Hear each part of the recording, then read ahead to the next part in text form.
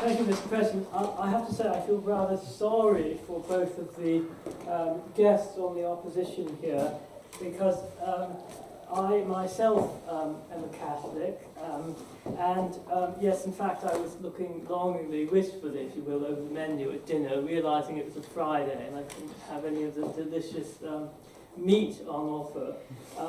And I certainly hope I'm not completely ignorant of Christian theology, seeing I'm a research student in the department here, which was ranked third in the world by recent tables.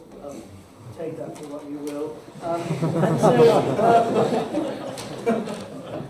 also, I completely reject this last claim that we haven't done as much good for the poor as Mother Theresa, that we can't say that her legacy, now her legacy, what is her legacy? Well, there was a Gallup poll, 1999 Gallup poll, I don't know if you know about the Gallup organization. I think it's certainly the oldest, most reputable polling company in America, if not the world. And they did a poll at the close of the last century of people worldwide, I think it was. And this poll determined that of all the people that lived in the 20th century, the most respected of all of them was Mother Theresa. That is the legacy, I put to you, that we're debating tonight. I'm not saying Mother Theresa wasn't an extremely well-meaning, pious person, seeking God by her own lights, persevering in doing good as she saw it. But I completely reject this overblown idea that this sort of paragon of human virtue and human saintliness in every way, shape or form that has been presented to us by the media, principally since the late 60s, when Malcolm Muggeridge made his film on Mother Theresa, and then he claimed there was this miracle that occurred. They went and shot in her home of the dying, and they brought the film back, and suddenly it had been too dark to film in Calcutta, and suddenly it was all light and everything was fine. But actually it was the first time he had used that film, so I don't know if that was a miracle. But in any case, I reject this completely overblown media image of Mother Theresa. My view is that she was a simple, well-meaning, well-intentioned, very pious Catholic woman who certainly did do a lot of good, but also suffered from incredible political naivete,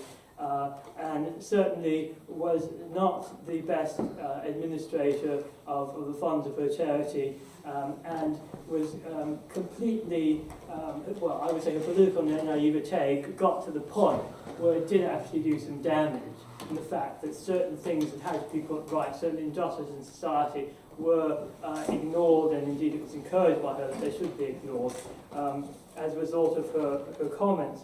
So let's start for a moment with some sort of groundwork on Catholic terminology, shall we?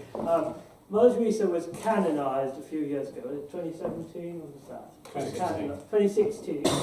So, canonization, beatification. Beatification is the step before canonization. Before you can be canonized, you have to be beatified. Now, what does that mean exactly? Beatification and canonization are the only times in which the Catholic Church makes a definitive judgment on the salvation of someone, i.e. they actually say, this person is in heaven, and therefore you can pray for their intercession because they have seen God. That's done with beatification is the statement that they are in fact in heaven, and the canonization, literally the feast day is put into the canon of the church to be observed by the whole church, and in the church calendar, as it were, that's why it's called canonization. Now, I have no problem accepting that Mother Teresa is in heaven. I have no problem accepting that she's seen God as a believer myself. I have no problem accepting that you can pray to her for intercession if you like. But I do completely have a problem with this completely overblown image of her, of someone who could do no wrong, and someone whose cult was cultivated by the rich and the powerful around the world to burnish their own images. Again, there are serious problems with some of what she did, despite the admitted good that she did. There's a lot of criticism that has come from medical sources about her facilities and home and dying and so forth. There was a 1994 report by Robin Fox, an American physician in the British medical journal, The Lancet. He went to many homes and complained in this reputable medical journal of an extreme lack of competence in the way medicine was administered and a lack of hygiene in the homes. That tuberculosis patients in particular were not isolated from the rest, thereby making it very easy for that affliction to spread throughout. He claimed that she did not directly distinguish between those patients who presented themselves who could in fact be cured and those who were incurable and were dying and had to be given only palliative care. Now, I'm not saying that's completely true, but a very reputable doctor in a very reputable journal made these very serious accusations. Another volunteer, a medical specialist in Calcutta, claimed that nothing stronger than aspirin was given for palliative care and that syringes were only rinsed with cold water as a means of cleaning them. This was also confirmed by another independent report many years later. Ely Gillespie, who worked in her AIDS clinic in San Francisco, testified how people who were seemingly healthy at the time and dealing with the HIV diagnosis through medication and other means would deteriorated extremely quickly in the missionary's house in San Francisco for no apparent reason. Susan Shield had reported in an article that Mother Teresa entirely abandoned a project in New York City because after the sisters had bought a facility for $1 in a sort of abandoned building in the Bronx somewhere, that the city had wanted to install a lift. And Mother Teresa would not stomach this because this would somehow violate the vows of poverty of the sisters, that they couldn't have a lift, they couldn't have a washing machine. As my friend over here said, well, don't you think a lift would have been helpful for the disabled patients, dying patients that went there? Don't you think a washing machine and sterilising instruments would have been helpful? Again, I am not competent to adjudicate on this, but we've got to take these serious people in serious trouble seriously and ask whether this, most respected person of the 20th century, this overblown media image, this legacy which we're debating, is actually does it actually hold water? There have been numerous allegations about her stewardship of organisation funds. Despite the fact that the branch in India got millions of dollars in contributions every year, they still seemingly couldn't afford modern palliative care. Again, nothing stronger than aspirin. Somehow millions of dollars, but somehow you can't get anything stronger than aspirin. As Arup Chatterjee quipped, he was supposed to be here, so I'm going to steal this from him. For the home of the dying, nothing stronger than aspirin would do for the patients that presented themselves. But when Mother Teresa herself was dying, she was given palliative care at an uber-modern American hospital.